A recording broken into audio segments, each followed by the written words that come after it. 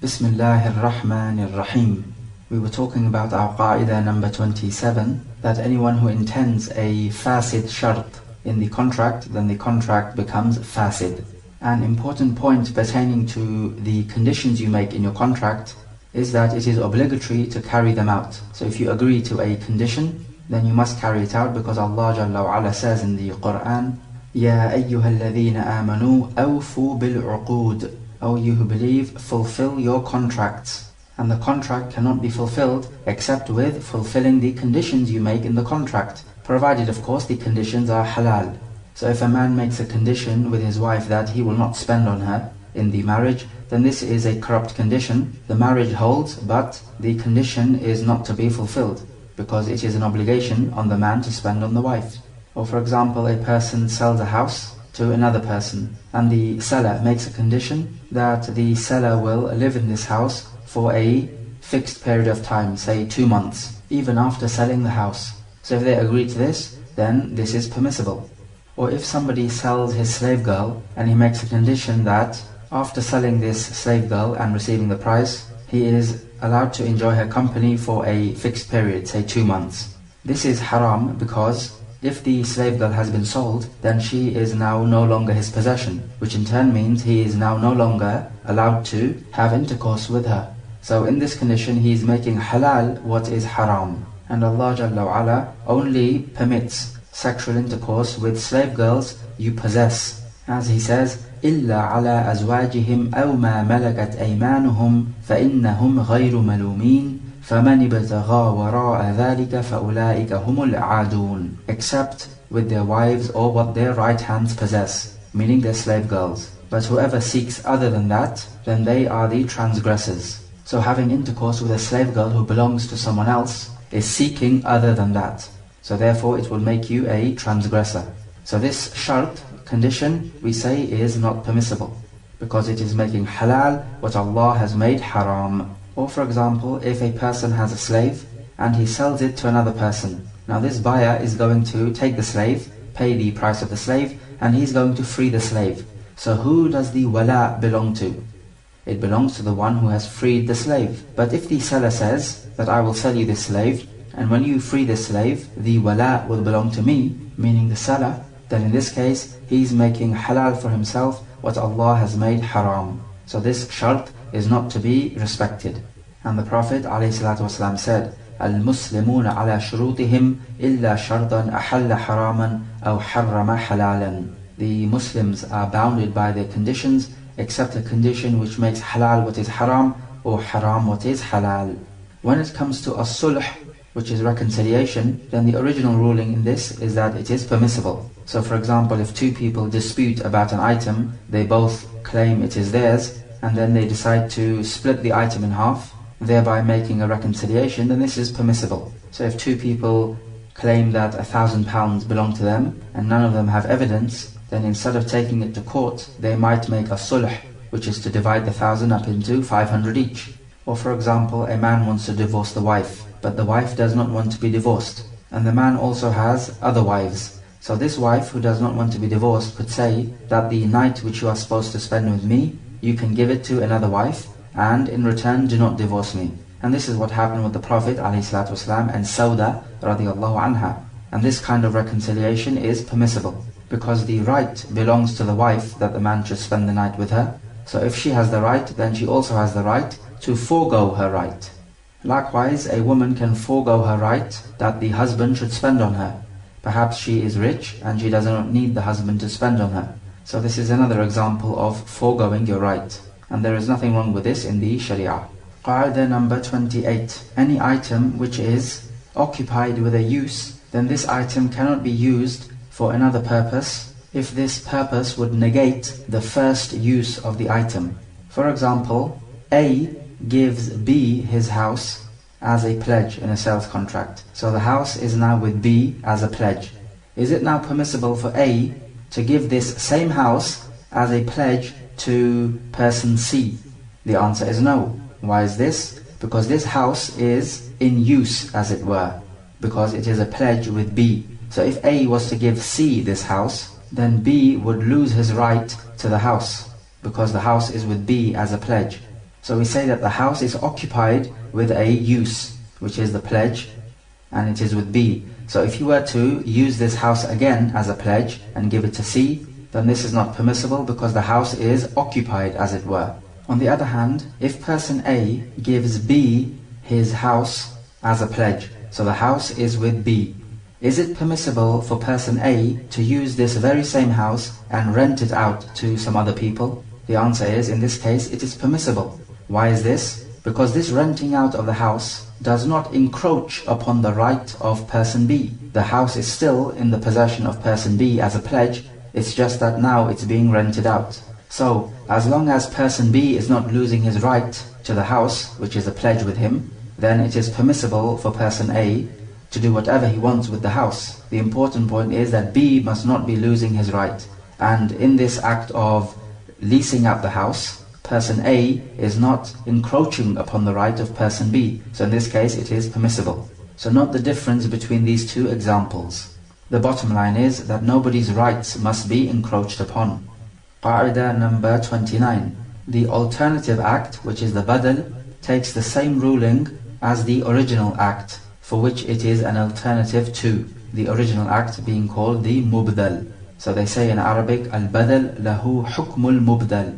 For example, a person gives his possession as a rahan or a pledge to another person. Now this person who is giving the pledge, he breaks the item which is in pledge.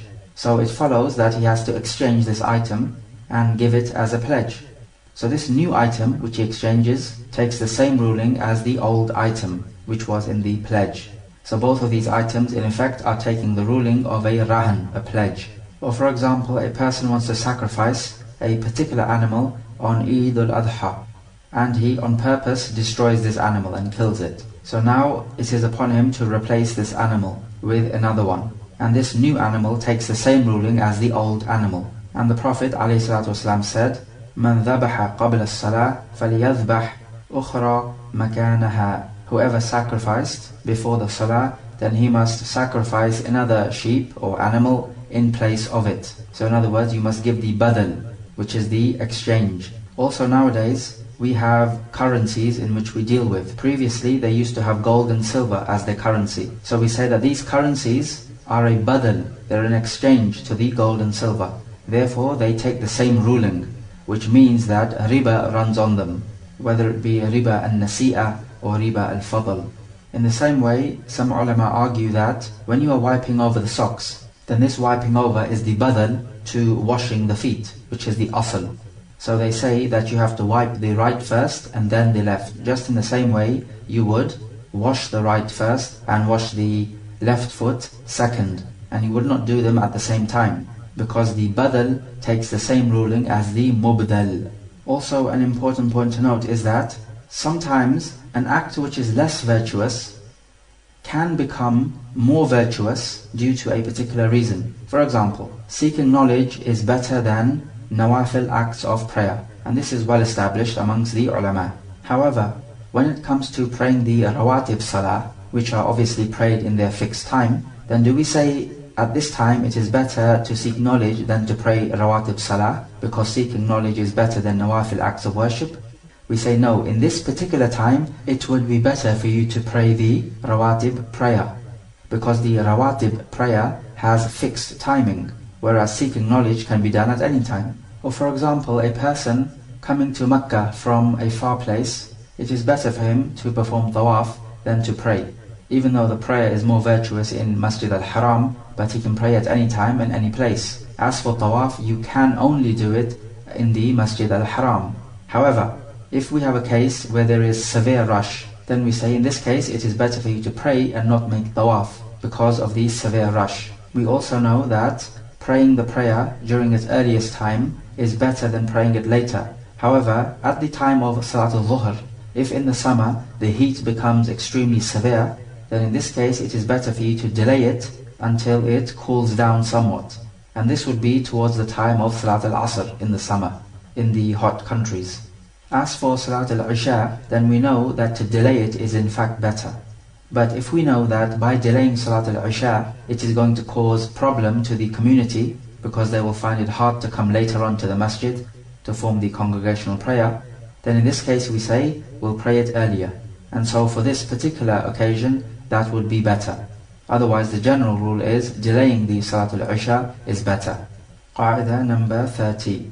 To continue on in a state or in an action is of a stronger consequence than beginning this state or action. For example, a muhrim is not allowed to put on perfume, as the Prophet ﷺ said about the man who fell off from his camel and died, and he was a muhrim. He said, وَلَا تُحَنِّطُوهُ, and do not put hanut on him. And hanut is a strong type of perfume put on the dead people before burying them. However, if the muhrim puts on perfume before the ihram, and then this smell of the perfume continues with him after he enters the ihram, so now he's in the state of ihram and the perfume is still on him. So this is permissible, because this is a continuation of a state, meaning the state of being perfumed. It is not beginning the act of being in a state of perfume, which would be haram for a muhrim. So there is a difference between beginning a state and continuing on in a state. Similarly, it is haram for a muhrim to marry. However, if the muhrim divorced his wife before he entered into the state of ihram, and so now his wife is in her waiting period, and during the ihram the man took his wife back, then this is permissible, because this is continuing on in a state. It is not beginning a state, which is the state of marriage. So you're not marrying someone, meaning beginning a state of marriage.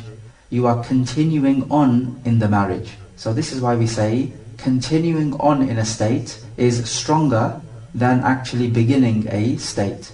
Or for example, a man and a woman are married and they are both Muslims. The man apostates. Of course, a Muslim woman is not allowed to be under a kafir, but the woman is still in the marriage contract until her iddah period ends. If during the iddah period the man re-enters Islam and takes the woman back, then they continue on with the marriage contract. And we do not say that the marriage is completely annulled because of the riddah, which is the apostasy. This is because after his apostasy, the state of marriage is continued on, because it is stronger than beginning a new state, which is the state of them not being married. So this idea of continuing on a state is stronger than beginning a new state. Qa'idah number 31. When something is present, then its original ruling is that it is still present. Likewise, if something is absent, then its original ruling is that it is still absent. This is the case unless there is evidence to prove otherwise. For example, a person performs wudu and he is wearing socks and he wipes over his socks. So we now say that he is in the state of wudu. So there is a presence of wudu. Now if he was to take off these socks, do we say that his wudu is now broken because he's taken off the socks which he wiped over? No, we say that the wudu was present, and the original ruling is that which is present is still present unless there is an evidence. And because there is no evidence that taking your socks off breaks the wudu if you wiped over the socks, then we say his wudu is still present. This is in the same way we would say that if he was to perform wudu and wipe over his head, which is what you always do in wudu, and then thereafter if he was to shave off his head and become completely bald, would we say that his wudu is broken because he wiped over his hair and now he does not have any hair? No, his wudu is still present. And it is the same thing with the socks. If somebody was to argue back and say that the head you wipe over anyway, as for the socks, this is a rukhsa, a lightening of the load, so there is a clear difference. We say no, there is no difference, because the matter is not revolving around whether it is a rukhsa or not. The matter is revolving around wiping over and then taking off that which you wiped over. And the hair and the socks in this respect are both the same, so they have the same ruling. Another example, we know that 5 sucklings of a baby makes him a mahram to the breastfeeding mother. Now if a woman was to doubt how many times she suckled the baby, was it 4 or 5? She cannot remember and she doubts. We have to look at the asl. The asl is that this baby is not a mahram, provided of course he is not born from her. So this mahramiyya, the state of being a mahram, is not present. And that which is not present, then the original ruling is it is still not present unless we have evidence to prove otherwise. And in this particular case of ours, we do not have any evidence to prove otherwise. Therefore we say that this baby is not a mahram to the mother. Note here, of course, we are talking about the non-biological child of this mother. As for if this woman gave birth to this child, then the matter is obvious. Or for example, if a man says that if this bird which is flying over our head is a crow, then you are divorced. He says this to his wife. And then he doubts what the actual bird is. Is it a crow or is it something else? In this case, we have to look to the asl. The asl is that the woman is married to him and the marriage contract is present. Therefore, what is present is still present unless we have an evidence. And in this case, we do not have an evidence, and a doubt cannot form an evidence. Therefore, we say the woman is still your wife. Also note that in the text of the Sharia, we could have certain texts which negate something. So when you negate something by saying such and such does not exist, or there is no such and such, then the asl is that it does not exist in physical reality. If this is not possible, then we say this negation means that the act which is being negated is not sahih, is not correct in the Sharia. So its presence is like its absence. If this is not possible, then we say that this negation means it is negating the perfection of that act. So these are the three stages of negation in the Sharia. So if somebody was to say, La khaliqa illa Allah, there is no creator except Allah. So under which of these three stages does this sentence fall? It falls under the first one, that in the physical presence there is no creator except Allah.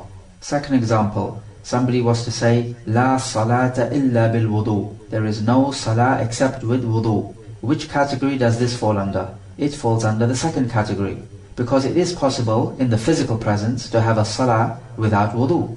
However, it is not correct in the Sharia. It is not sahih, and therefore it is not accepted. So you'd have to repeat the prayer, and this time make wudu first. And if you were to be told, La salata bihadratit ta'am, there is no salah when food is present. So under which category does this fall? It falls under the third category. Because first of all, your salah is physically present. And second of all, even when the food is present and you were to pray and you were hungry, your salah would still be accepted, even if you are distracted with the hunger. As for the third category, then this is what this statement comes under. Your salah will not be perfected because you are being distracted. So it's acceptable, yes, it is sahih, but it is not perfect because of the distraction. The Prophet ﷺ said, La salata lil munfarid khalf as-saf. There is no salah for the one who prays alone behind the saf, which is the row of the prayer in the congregational prayer. So under which category does this fall under? It cannot fall under the first category, because it is physically possible to pray behind the saf. So it has to fall under the second category, that your prayer is not sahih. And we also know that the Prophet ﷺ ordered the man who prayed behind the saf to pray again. And this is clear indication that the prayer is not correct. But in this situation, if a person was to pray behind the saf, which is the row, because he cannot find a space to enter into, then it is permissible for him to pray. Otherwise he will miss out on the congregational prayer. And this is a bigger loss. So we say in this case he has an excuse. And the hadith applies to someone who prays behind the saf on his own, whilst there is space for him to enter into the row in front of him. Qaida number 32. In the text of the Sharia, if a restriction is made to a rule, then normally it is done for a reason, such that if the restriction is not present, then the ruling is also not present. This is an important principle to know, because sometimes in the text you could have certain restrictions, but the restriction itself is not intended, and sometimes the restriction is intended. So it's important for us to tell the difference. For example, when Allah Jalla wa Ala talks about those women who are forbidden to marry, and He says, حُرِّمَتْ عَلَيْكُمْ أُمَّهَاتُكُمْ وَأَخَوَاتُكُمْ, made haram for you are your mothers and your sisters, and He goes on to mention وَرَبَائِبِكُمُ اللَّاتِ فِي حُجُورِكُمْ مِن نِسَائِكُمُ اللَّاتِ دَخَلْتُمْ بِهِنَّ فَإِن لَمْ تَكُونُوا دَخَلْتُمْ بِهِنَّ فَلَا جُنَاحَ عَلَيْكُمْ. And the daughters of your wives, meaning from another man, who are under your guardianship, meaning they are living with you. So these daughters from your wives to whom you have entered into privacy with. But if you have not entered into privacy with them, meaning these wives of yours, then there is no sin upon you to marry these daughters of your wives. So in this part of the ayah, He makes two restrictions which restrict you from marrying the daughters of your wives. And remember, of course, that these daughters are not your biological daughters. so they are from another man. And these two restrictions are, first of all, that these daughters are under your guardianship, so they are living with you. And the second restriction he makes is that you have not entered into privacy with your wives. Even though these are two restrictions which are made, only one of them is considered and the other one is not. The restriction which is considered is that you must not have entered into privacy with your wives. Because if you've entered into privacy, then these daughters are not permissible for you to marry. So as for before entering into privacy with them, as the ayah points out, there is no sin upon you to divorce your wife and marry these daughters. And the ayah makes that clear. But what about this second condition? That these daughters are under your guardianship and living with you. Do we say that this is a restriction? So that if these daughters of your wives are not living with you, they're living in another house, for example, then there is no problem in you marrying these daughters. We say no, it makes no difference whether these daughters are living with you or somewhere else. So why would he mention that these daughters be living with you? We say he mentioned it because this is most commonly the case, is that they will be living with you. Because if they were living away, then it is most likely that they would be married. So this restriction is talking about what most commonly occurs. Likewise, Allah Jalla wa Ala says, يَا أَيُّهَا النَّاسُ اعْبُدُوا رَبَّكُمُ الَّذِي خَلَقَكُمْ وَالَّذِينَ مِنْ قَبْلِكُمْ لَعَلَّكُمْ تَتَّقُونَ. O mankind, worship your Lord who created you and those before you, that you may have taqwa, or piety. So here he makes a restriction that you have to worship the Lord who created you. Does this mean you do not have to worship the Lord who did not create you? This would imply that we have another Lord who did not create us. Of course, this is not the case. So this restriction, when he says, الَّذِي خَلَقَكُمْ, the one who created you, is not given any consideration. And we call this description, الَّذِي خَلَقَكُمْ, the one who created you, we call this the صِفَةٌ كَاشِفَةٌ, a description which unveils. So it is making plain to us that your Lord is the one who created you, and none other than the one who created you. And so therefore you worship Him because He created you. So it's giving the justification for you to worship Him. So you worship Him. Why do you worship Him? Because He created you. This is why He said, الَّذِي خَلَقَكُمْ, the one who created you. Likewise, Allah Jalla wa Ala says, يَا أَيُّهَا الَّذِينَ آمَنُوا اسْتَجِيبُوا لِلَّهِ وَلِلرَّسُولِ إِذَا دَعَاكُمْ لِمَا يُحْيِيكُمْ وَاعْلَمُوا أَنَّ اللَّهَ يَحُولُ بَيْنَ الْمَرْءِ وَقَلْبِهِ وَأَنَّهُ إِلَيْهِ تُحْشَرُونَ. O you who believe, answer the call of Allah and the Messenger when they call you to that which will give you life. And know that Allah comes between a man and his heart, and that to Him you shall be gathered together. So does this now mean that we do not answer the call of Allah and His Messenger if they do not call us to that which will give us life? Because the ayah orders us to answer them when they call us to that which gives us life. So does this ayah have a mafhum, which is the flip side of the coin? The answer is no. Because when he says لِمَا يُحْيِيكُمْ, to that which will give you life, this is a صِفَةٌ كَاشِفَةٌ. It is explaining to us that every time Allah and the Messenger call us to something, it is going to give us life. So answer them because it will give you life. So this ayah is giving a justification for answering them. So why do we answer their call? Because it will give us life. So the bottom line in these points is that sometimes we could have certain restrictions made, and the restrictions are not to be given any consideration, but rather these restrictions are a type of justification. So you do what is ordered in the Quran because of the reason which is provided. So you worship your Lord because He created you, and you answer Allah and the Messenger because it will give you life. So the key word to use here is because sometimes these restrictions are giving a justification. Qa'idah number 33. If it is not possible for you to be 100% sure of something, then you need to resort to what is predominant in your thoughts. There are 5 levels of certainty. First of all, we have al-ilm, which is knowledge at the very top, and this is to comprehend something in accordance with reality whilst being firmly sure about it, 100% sure. Opposite to al-ilm, on the other end of the extreme, we have al-jahl, which is not to comprehend something in accordance with its reality.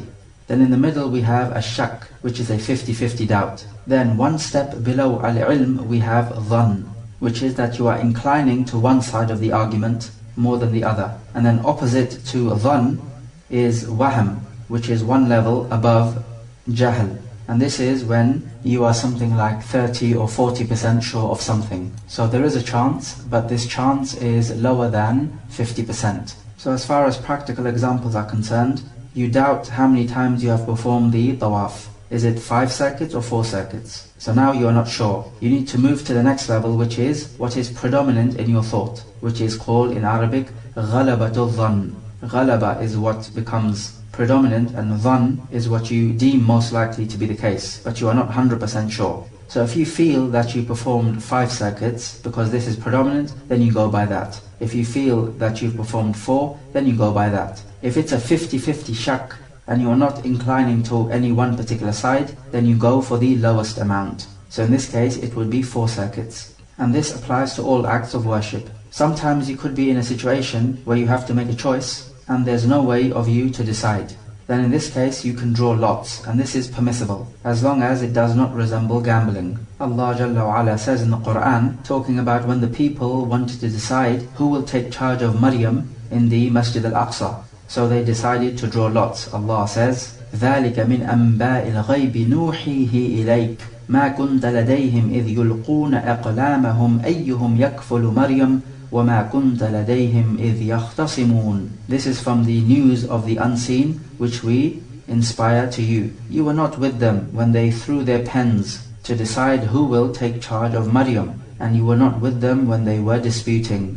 Likewise, Allah Jalla wa Ala says in the story of Yunus alayhi salam, when they decided who to throw off the ship, He says, فَسَاهَمَ فَكَانَ مِنَ الْمُدْحَضِينَ. Then he drew lots, and he was of those who lost. So he was thrown out of the ship. Likewise, we have from the Sunnah is that when the Prophet ﷺ would go on a journey, he would draw lots between his wives to decide who will accompany him. Also the Prophet ﷺ said, لَوْ يَعْلَمُ النَّاسِ مَا فِي النِّدَاءِ وَالصَّفِّ الْأَوَّلِ ثُمَّ لَمْ يَجِدُوا إِلَّا أَن يَسْتَهِمُوا عَلَيْهِ لَاسْتَهَمُوا. If the people knew the reward of the call to the prayer and the first row, and then they could only draw lots to decide who could do this, meaning the call and be in the first prayer, then they would draw lots. So these evidences prove that drawing lots is permissible.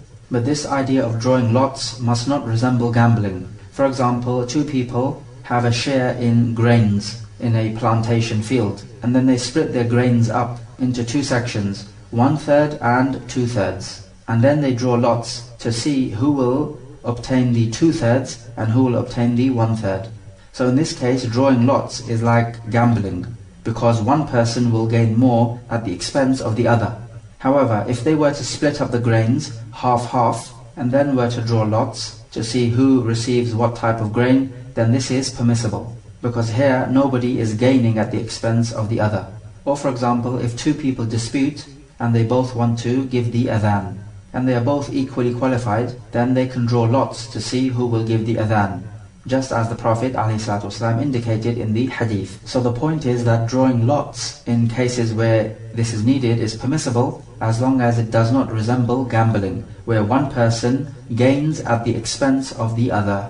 Qaida number 34. Anyone who seeks to hasten something for himself in a haram manner is to be punished by depriving him of that which he was trying to achieve. For example, a person is to inherit some wealth from another person. So the inheritor kills the one who he is inheriting from in order to obtain his wealth.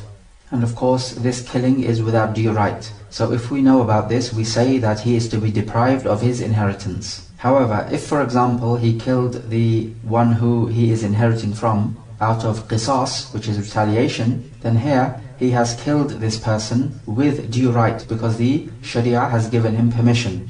So in this case, he will inherit from the person. For example, a person kills his father, then the killer's brother kills his brother out of qisas. So we find that this brother of his does inherit from his brother whom he killed, because he killed him with due right, which is qisas in this case. What about the case of accidental killing? For example, a car crash. If a son kills his father in a car crash, in this case he will inherit, but from his inheritance which he receives, he will have to pay back the blood money, and this blood money will be distributed amongst the other inheritors. Or for example, a person bequests that after he dies, he's going to give £1,000 to such and such a person. So the one who is to receive this money kills the one making the bequest in order to obtain this money. If we find out about this, we say that he is not to receive this money, because he hastened to obtain it in an unlawful manner. What about the case where we have a poor person and he is eligible for money from the zakah, and he hastens this money on from a rich person, meaning to say he obtains this money from the rich person before 1 year has passed? Is he to be punished by depriving him of this zakah money? The answer is no, because even though he has hastened on this money, he did not do it in an unlawful manner, because it is permissible to give zakah before its due date, which is 1 lunar year. Likewise, a person has debt owed to him, so he goes to his debtor and he hastens him to pay back the debt. Do we say that we will deprive him of his money which is owed to him? No, because it is permissible for him to hasten the debt on, if the other person agrees.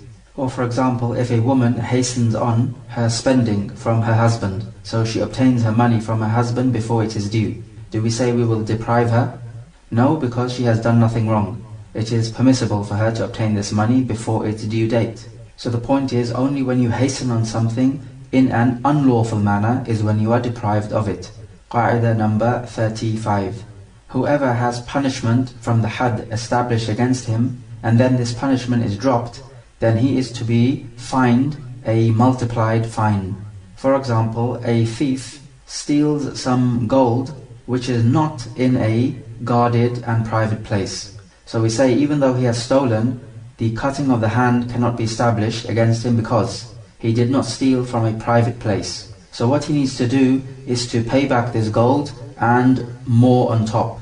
So if the gold was worth £10,000, he would have to pay back, say, £20,000, because the punishment is dropped from him, and if the punishment is dropped, then you have to pay back a multiplied amount. If this thief asks that instead of paying back so much money, could he not just have his hand cut off, then the answer is no, he cannot. Because the Sharia does not allow amputation of the limbs except if you have a text, and this is not one of them.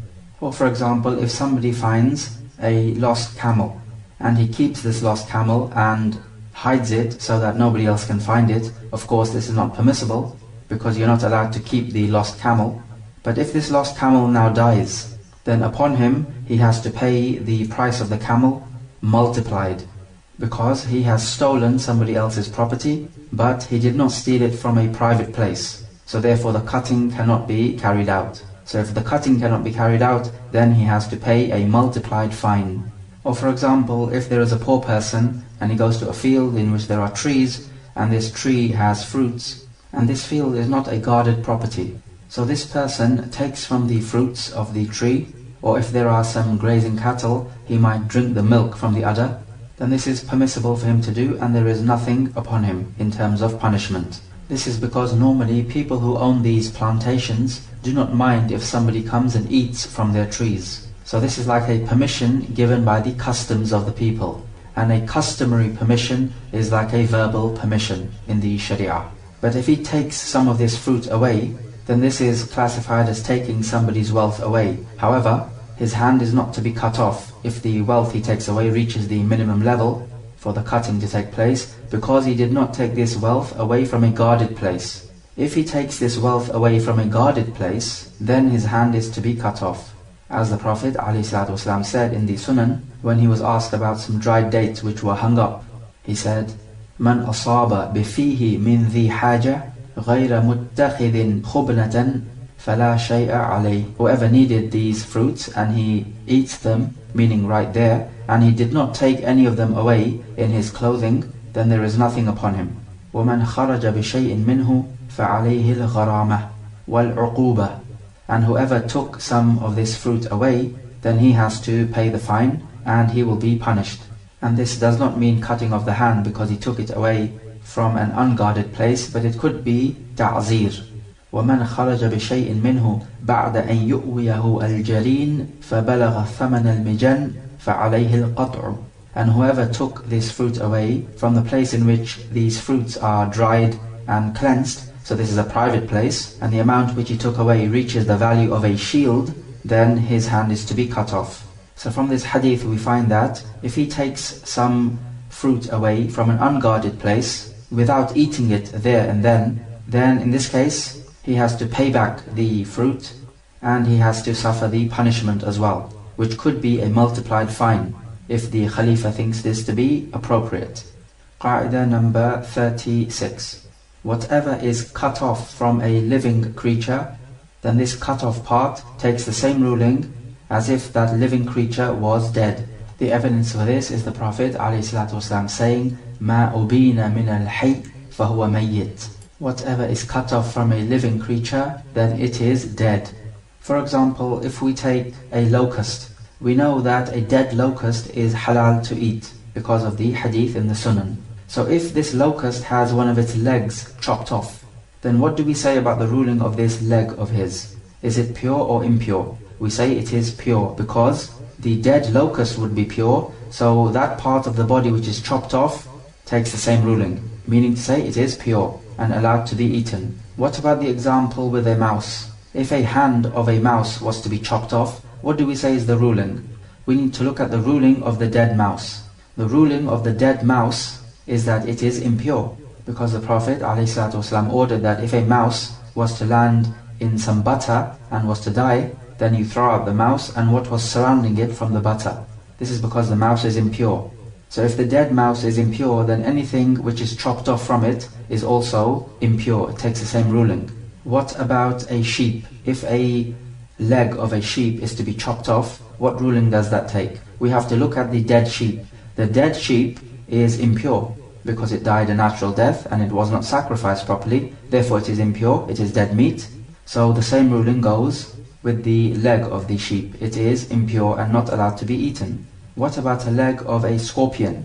If it was cut off, then we have to look at the ruling of the scorpion when it is dead. The scorpion, when it is dead, is pure because it is one of those creatures which does not have flowing blood. So therefore the cut off leg of a scorpion is also pure. However, is it allowed to be eaten? The answer is no, because a scorpion is not allowed to be eaten, and the reason for this is because we are ordered to kill the scorpion. And any animal which we are ordered to kill, then it is haram to eat it. So in this case we say it is pure but haram to be eaten. So not everything which is pure is halal. Poison is pure. So if you have some poison on your clothes, you can easily pray and there is no problem. But it is not halal to eat poison because of its harm. What about the cut off hand of a lizard? The dead lizard is no doubt impure, and so therefore the cut off hand of this lizard takes the same ruling. It is impure and it is also haram to eat because it is impure. The ulama make two exceptions on this. The first is what they call at-tarida. This is an animal which runs away and people want to hunt it, but they find it very difficult to hunt this animal, and they all get together and beat this animal to death with their weapons. Now some parts of the body of this animal will be cut off. This would be halal to eat because this animal is halal.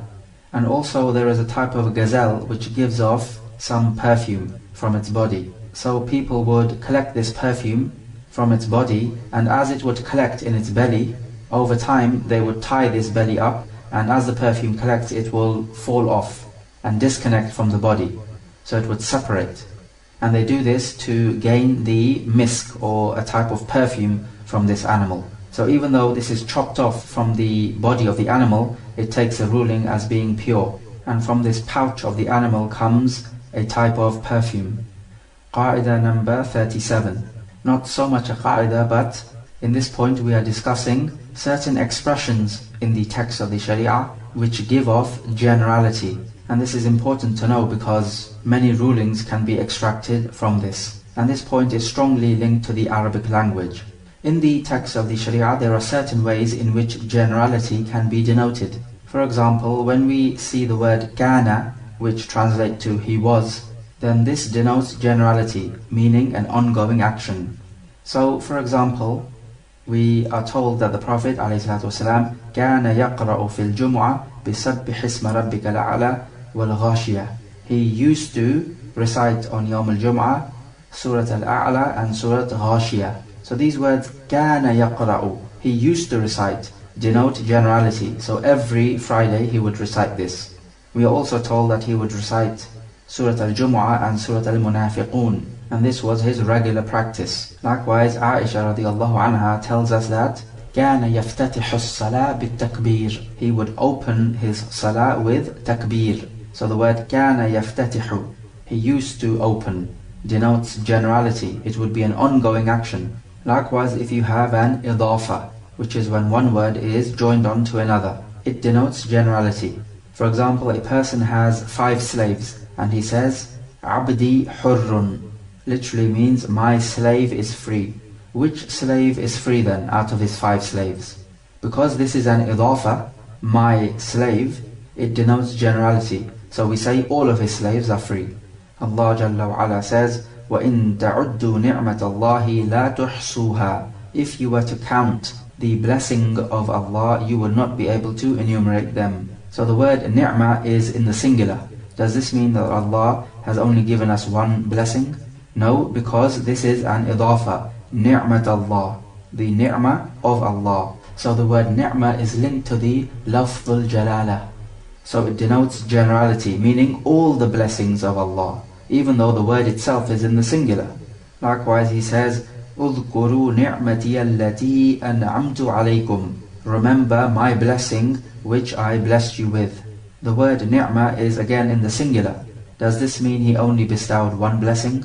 No, because this is again an idafa, my blessing. The word blessing is linked to my.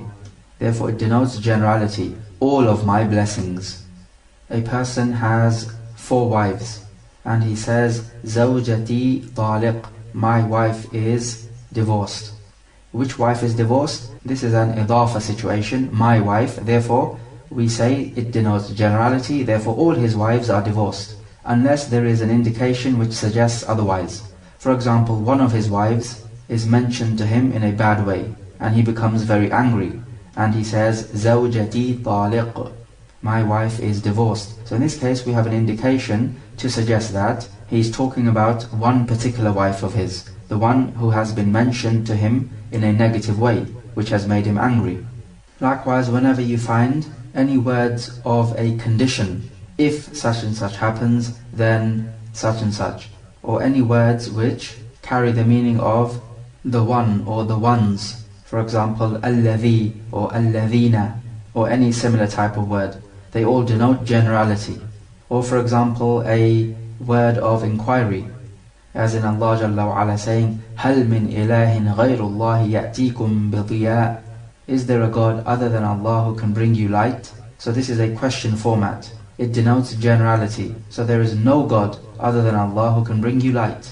Likewise, when you have a word which does not have an al in front of it, so it ends in a tanween, like baytun.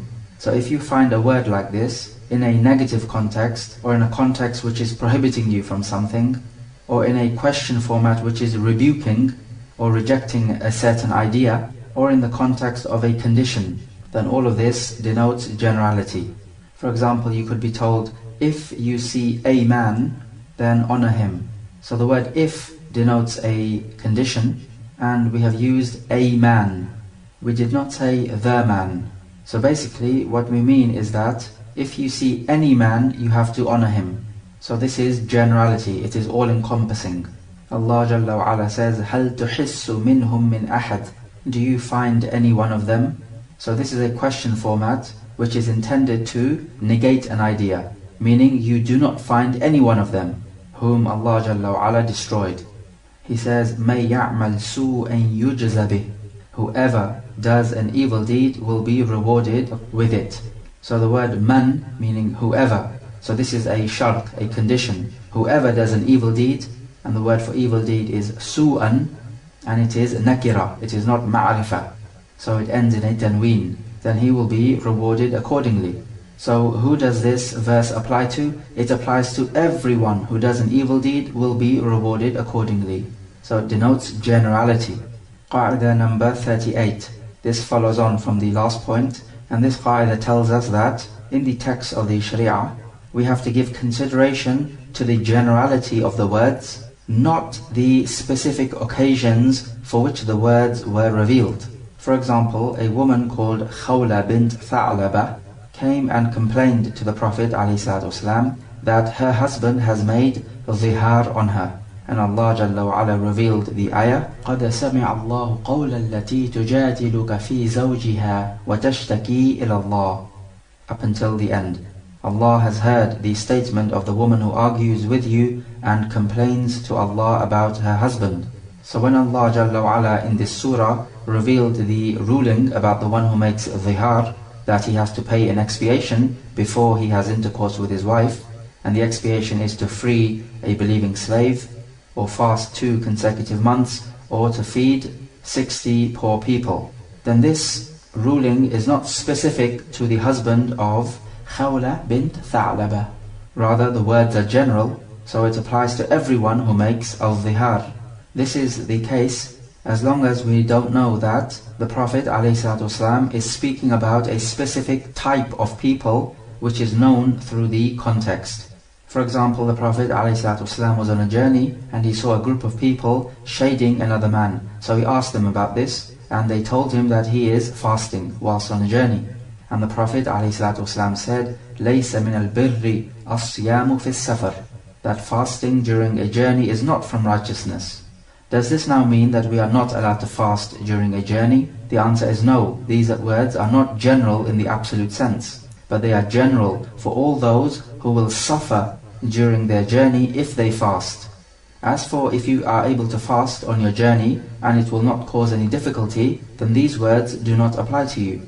So in this case we say that these words are general, but only for a specific type of people, and these are those who will find it difficult to fast on a journey. Otherwise, the ruling on fasting on a journey is that you should do whatever is easiest for you to do. If it is easy for you to fast on a journey, then it is better for you to do so, because this will be seen as hastening to do good deeds and not delaying them, which is something which the Sharia requires of us.